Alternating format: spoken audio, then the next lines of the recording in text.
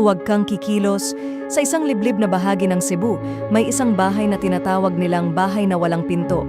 Luma, abandonado, at napapalibutan ng makapal na ulap na parang laging nakatago sa dilim.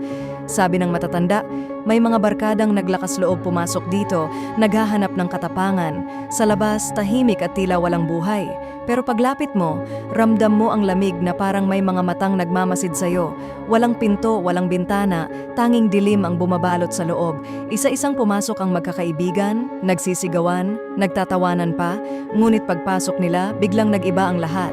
Tahimik, mahina ang ihip ng hangin, at may mga bulong na parang nagmumula sa mga anino. Isa-isang nawawala ang liwanag sa kanilang mga kamay. Nagsimulang maglakad ang isa, pero parang paikot-ikot lang sila sa isang walang katapusang dilim. Wala silang matanaw na labasan. Sa bawat sulok, may aninong sumusunod, mga matang nagmamasid na hindi mo makita ng buo. Hanggang sa isa na lang ang natira, umiiyak, sumisigaw ng tulong, ngunit walang nakarinig. Sabi ng mga taga roon, ang bahay na ito ay bitag ng mga kaluluwa. Hindi ka makakaalis hanggat hindi ka natatagpuan ng dilim.